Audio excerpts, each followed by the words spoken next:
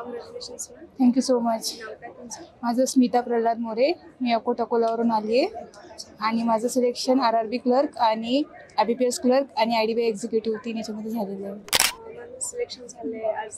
कसं वाटतंय तुम्हाला? खूप चांगलं वाटते, खूप अभिमान आहे आणि या शिवम सरांच्या अकॅडमीमुळे माझी मुलगी लागली. एक अकॅडमीबद्दल तुमचं मत काय? खूप म्हणजे असं चांगलं आहे व अकॅडमी. शुभम सरांनी पण खूप सपोर्ट केला, फातिमा मॅमनी पण खूप सपोर्ट. वाईट प्रसंग तर खूप आलेले आहेत पण तिला ते सामोरे गेली. एखादा प्रसंग सांगा आम्हाला. ॲक्च्युअली मी IDBI एक्झिक्युटिव्ह वर्किंग होती भोपाळ रिजनमध्ये. मला ॲक्च्युअली जॉब सोडायचा विचार होता माझा. मग तेव्हाच असं प्रिपरेशनची आपली एक फेज असते.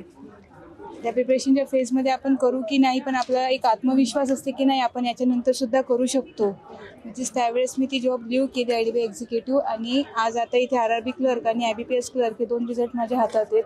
आणि कुठेतरी ती जॉब सोडली जसं मला जे एक रिग्रेट पण सुद्धा नाही आहे त्याबद्दल. आणि आज मी सॅटिस्फाईडसुद्धा आहे की मला एक दुसरी जॉब लागली आणि तिथे मी पण सॅटिस्फाईड आहे. मला पोस्टिंग पण मिळालेली आहे, तिथे पण मी सॅटिस्फाईड आहे आणि एक मनापासून खुशी आहे मला की मी तो डिसिजन घेतला आणि आज इथे स्वतःच्या पायावर उभी आहे. SSA बद्दल 2 शब्द काय? मॅम SSA बद्दल म्हणजे कन्सिस्टन्सी, हार्डवर्क, पर्सिव्हरन्स आणि मेन म्हणजे सगळ्यात जास्त सपोर्ट. जो इमोशनल सपोर्ट एका कॅन्डिडेटला हवा असते तो इथून मिळतो आणि तो नक्कीच प्रत्येक कॅन्डिडेटला जसं मला मिळालेलं तसं प्रत्येक कॅन्डिडेटला इथून मिळतो. स्टुडंटसाठी काही सजेशन?